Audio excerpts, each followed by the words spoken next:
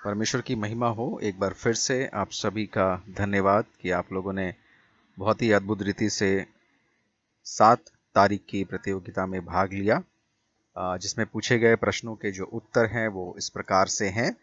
किसने देखा कि वृक्ष का फल खाने के लिए अच्छा और देखने में मन भाव बुद्धि देने के लिए चाहने योग्य है?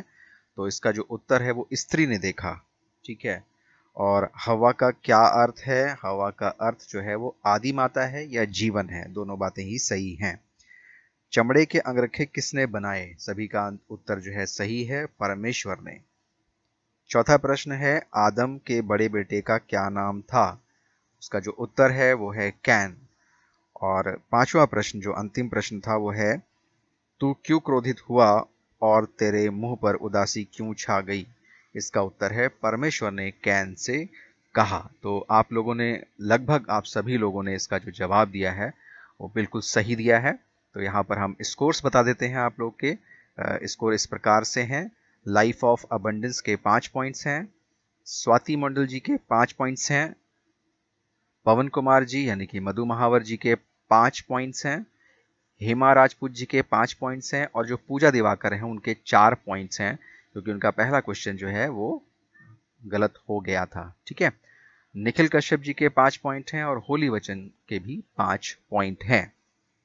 8 तारीख के क्विज के लिए पहला प्रश्न जल्दी से नोट कर लीजिए। 8 तारीख के क्विज का पहला प्रश्न, भूमि किसके कारण शापित है?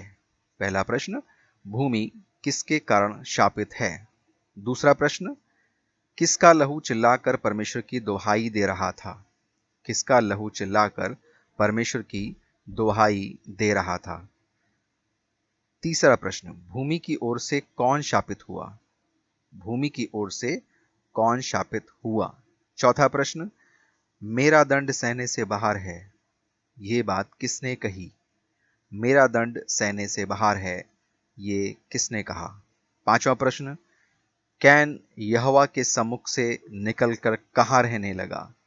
कैन यहोवा के सम्मुख से निकलकर कहाँ रहने लगा? परमेश्वर आप सबको बहुत आशीष दे और सीखते जाइए और आशीषित होते जाइए। परमेश्वर का धन्यवाद हो।